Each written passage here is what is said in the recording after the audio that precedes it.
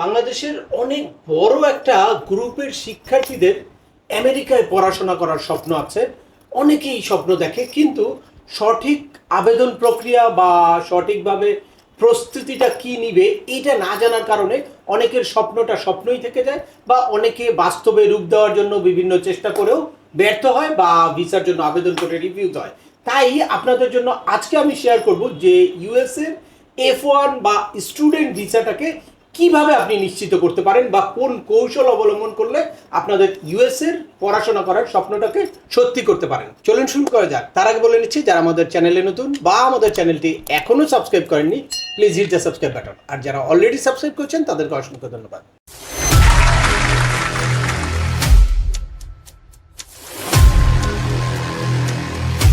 Welcome back. আপনাদের সাথে আছে আমি সিএম আমিনুল বাহার। আমাদের এই চ্যানেলে ইউএস এর ভিজিট, পড়াশোনা, ওয়ার্ক পারমিট এবং মাইগ্রেশন সংক্রান্ত বেশ কিছু আপডেটেড ইনফরমেশন আছে। আপনারা যারা যেই টপিক্সে ইন্টারেস্টেড, দরকার ওই রিলেটেড সকল ভিডিওগুলো দেখবেন। এরপর ছোটোখাটো প্রশ্ন থাকলে ভিডিওর নিচে কমেন্টস করবেন। আর তারপরেও একান্ত কোনো ব্যক্তিগত পরামর্শ বা আমাদের কোনো সার্ভিস নিতে চাইলে ডিসক্রিপশনে থাকা হোয়াটসঅ্যাপ নাম্বারে অ্যাপয়েন্টমেন্ট বুক করে সরাসরি যোগাযোগ করতে পারেন। অ্যাট দ্য সেম টাইম আমাদেরকে ইমেইল করতে পারেন এবং আমাদের ইউটিউব, ফেসবুক বা ওয়েবসাইটগুলো ফলো করে সবসময় আমাদের সাথে যুক্ত থাকতে পারেন। এনিওয়েজ, চলে আসি আজকের মূল আলোচনায়।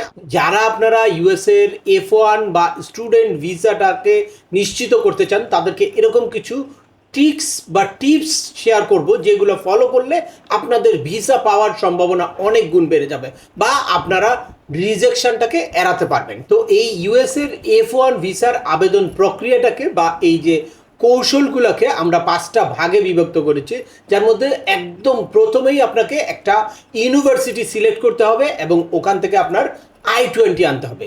তো এখানে শুধু নর্মালি ইউনিভার্সিটিটা সিলেক্ট করলেই চলবে না, বা যে কোনো ইউনিভার্সিটি থেকে I-20 আনলেই চলবে না। আগে আপনাকে জানতে হবে যে এই ইউনিভার্সিটিটা কি স্টুডেন্ট অ্যান্ড এক্সচেঞ্জ ভিজিটর প্রোগ্রামের সার্টিফাইড কিনা।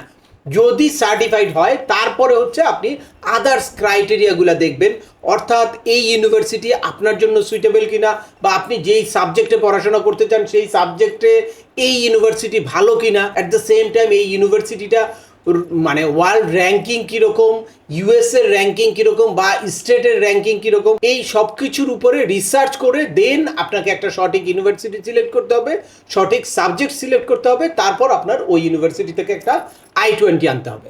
এটা ছিল আপনাদের প্রথম ধাপ। ইউনিভার্সিটি থেকে I-20 আনলেন। এই I-20টা হচ্ছে অন্যান্য যে কোনো দেশে আমরা যেটাকে অফার লেটার বলি ইউনিভার্সিটি থেকে, ইউএসের ক্ষেত্রে সেটা হচ্ছে I-20। ওইখানে ডিটেলস থাকে, আপনি কোন সাবজেক্টে পড়াশোনা করবেন, কোন ইউনিভার্সিটিতে, আপনার সেমিস্টার কবে থেকে শুরু হবে, ক্লাস কবে থেকে শুরু হবে, আপনার টিউশন ফি, লিভিং কস্ট কী থাকবে, সব কিছু এটার মধ্যে ডিটেলস থাকে। সেকেন্ড যেই স্টেপটা আপনাকে নিতে হবে সেটা হচ্ছে আপনাকে সেভিস ফি দিতে হবে এবং DS-160 ফিল আউট করতে হবে। তো এক্ষেত্রে এই সবার প্রশ্ন আসে যে এই সেভিস ফিটা কত, বা সেভিস ফিটা কীভাবে দিব। এই সেভিস ফিটা হচ্ছে অনলাইনে দিতে হয়। সেভিস ফিটা এখন $350। এই সেভিস ফিটা দেওয়ার পরে দেন আপনাকে DS-160 ফিল আউট করতে হবে। এই DS-160টা হচ্ছে আপনার এই ভিসার অ্যাপ্লিকেশান। আপনি যে F1 ক্যাটাগরিতে স্টুডেন্ট ভিসায় ইউএসএতে যেতে চান, সেটার জন্য আপনি ইউএস এম্বাসি ঢাকার কাছে আবেদন করলেন বা ইউএসএর গভর্নমেন্টের কাছে আবেদন করলেন। এটাই হচ্ছে DS-160। এই ফর্মের মাধ্যমে আপনাকে সব কিছু প্রুফ করতে হবে। এটা একটা নর্মাল ফর্ম না যে যে কোনো কম্পিউটারের দোকানে গিয়ে আপনি কোনোভাবে জাস্ট ফিল আউট করে সাবমিট করে দিলেন। এখানে আপনার মাথায় রাখতে হবে যে এইটাতে এই DS-160 মাধ্যমে আপনার নিজেকে প্রুভ করতে হবে যে আপনি একজন জেনুইন স্টুডেন্ট, আপনি পড়াশোনা করে ইউএসএ থেকে ব্যাক করে ফিরে আসবেন। অ্যাট দ্য সেম টাইম আপনাকে যে স্পন্সর করবে, আপনার একটা স্ট্রং স্পন্সর আছে, অর্থাৎ আপনার একাডেমিক ব্যাকগ্রাউন্ড, স্পন্সরের ইনফরমেশন এবং আপনার কারেন্ট যেই স্ট্যাটাস সেটা প্রপারলি তুলে ধরতে হবে। এরপরে থার্ড স্টেপে আপনাকে মাথায় রাখতে হবে যে আপনার ফান্ডিং বা ব্যাংক ব্যালেন্সের একটা হিসাব থাকতে হবে, অর্থাৎ আপনার কত ফান্ড লাগবে বা কীরকম ব্যাংক ব্যালেন্স আপনাকে শো করতে হবে। আপনার অবশ্যই এই ইউএসএর F1 ভিসাটা পেতে হলে আপনাকে প্রুফ করতে হবে যে আপনি ফাইন্যান্সিয়ালি সলভেন্ট, আপনি নিজে অথবা আপনাকে যে স্পন্সর করবে সে ফাইন্যান্সিয়ালি সলভেন্ট, আপনার পড়াশোনার সকল খরচ বেয়ার করতে পারবে। তো এক্ষেত্রে আপনাকে সঠিক একটা ক্যালকুলেশন রাখতে হবে। আপনি যখনই I-20 পাবেন, I-20তে দেখবেন যে ওখানে আপনার ইয়ারলি টিউশন ফি এবং লিভিং কস্ট উল্লেখ করা আছে।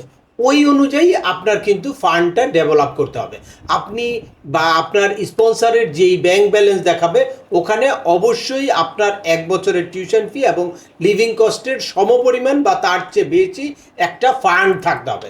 তবে এই ফান্ডটা অনেকেই দেখা যায় যে আমাদের দেশে বিভিন্নভাবে এই ফান্ডটা দেখায়, যার কারণে যখন এমবেসিতে ইন্টারভিউ দিতে যাবে তার আগে জাস্ট ওই ফান্ডটা ঢুকিয়ে দেয়। তো এরকম যদি ট্রানজ্যাকশন হয় তাহলে কিন্তু কনসুলার অফিসার বুঝবে যে আপনি ভিসার জন্য রিসেন্টলি আপনি এই ফান্ডটা ঢুকিয়েছেন, কিন্তু এইটা যদি গ্রাজুয়ালি ডেভেলপ করে অনেক আগে থেকে আসে আর সেই ট্রানজ্যাকশান ওই রিফ্লেকশনটা যদি থাকে তাহলে কিন্তু আপনাদের ভিসা পাওয়ার সম্ভাবনা বেড়ে যায়, বা কনসুলার অফিসার আপনাকে ফাইন্যান্সিয়ালি সলভেন্ট বা আপনার স্পন্সর যে আপনাকে আসলেই এই মানে এফোর্ড করতে পারবে বা আপনার এই এক্সপেন্সটা বেয়ার করতে পারবে সেটার ব্যাপারে ক্লিয়ার একটা ধারণা পায়।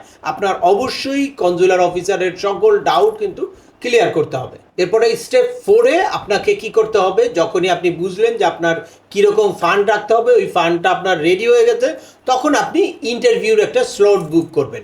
আর ইন্টারভিউর স্লট বুক করার পরে আপনি ইন্টারভিউতে কি ডকুমেন্ট নিয়ে যাবেন ওই পেপারসগুলো আপনি রেডি করবেন। তো এখন আসি যে ইন্টারভিউর স্লট বুকিংয়ের ক্ষেত্রে আপনি অবশ্যই আপনার ক্লাস শুরু হবে যেই দিন থেকে তার আগেই আপনার ইন্টারভিউটা নিতে হবে। অবশ্যই আপনার ক্লাস শুরু হয়ে গেছে তারপরে আপনি যদি ইন্টারভিউ ডেট নেন তাহলে কিছুতেই চলবে না। ইন কেস যদি আপনি দেখেন কোনো কারণে ওই টাইমের মধ্যে আপনি ইন্টারভিউ ডেট পাচ্ছেন না, তাহলে আপনার এই I-20টাকে কিন্তু আবার ডেফার করতে হবে। আপনার কোর্সটাকে ডেফার করে দেন আপনি আবার নতুন করে I-20 এনে তারপর আপনার ইন্টারভিউর স্লট নিতে হবে। আর যদি আপনি ওই অনুযায়ী আপনার ক্লাস শুরুর আগে যদি আপনি ইন্টারভিউ ডেট পেয়ে যান তাহলে তো আর কোনো সমস্যা নাই।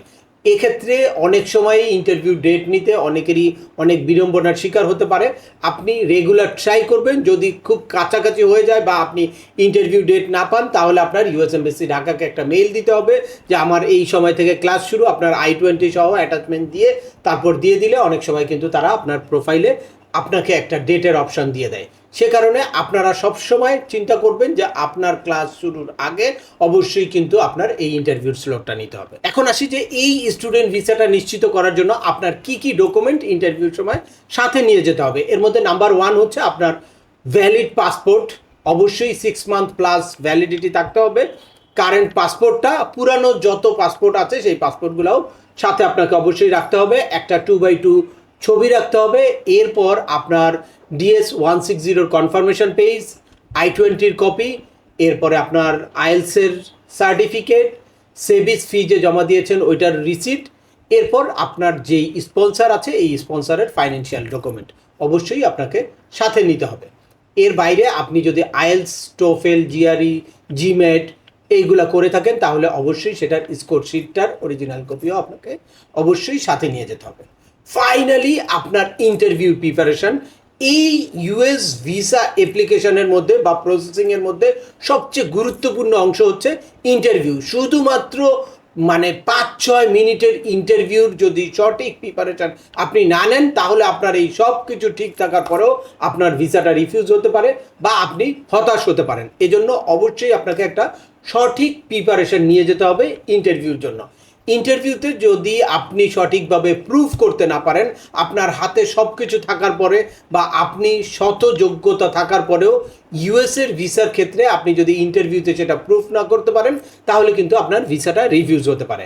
যদিও আপনার ইন্টারভিউর আগে আপনার সকল ইনফরমেশান তারা চেক করবে, দেখে তারপরে কিন্তু তারা একটা মেন্টালি প্রিপেয়ার থাকবে। এরপর ইন্টারভিউতে আপনার অ্যাপ্রোচটা সঠিকভাবে হলে দেন আপনাকে ভিসাটা অ্যাপ্রুভ করবে। তো সেক্ষেত্রে আপনাকে অবশ্যই কনফিডেন্ট হতে হবে এবং আপনাকে প্রুভ করতে হবে যে আপনি রিয়েল স্টুডেন্ট, শুধুমাত্র স্টাডি করার জন্যই আপনি ইউএসএতে যেতে চান এবং স্টাডি করে নির্দিষ্ট সময় পরে আপনি দেশে ফিরে আসবেন। এক্ষেত্রে আপনার কাছে ক্লিয়ার মেসেজ থাকতে হবে, ক্লিয়ার আনসার থাকতে হবে যে কী কারণে আপনি ইউনিভার্সিটি সিলেক্ট করলেন, কী কারণে আপনি এই সাবজেক্ট সিলেক্ট করলেন, কী কারণে আপনি ইউএসএতে পড়াশোনা করবেন বা কে আপনাকে স্পন্সর করবে, সেই স্পন্সরের ফাইন্যান্সিয়াল সলভেন্সি অবশ্যই আপনাকে প্রুভ করতে হবে এবং কেন সে আপনাকে স্পন্সর করবে, সে কি করে, তার কত টাকা ব্যাংক ব্যালেন্স আছে, এগুলা কনফিডেন্টলি আপনাকে আনসার করতে হবে।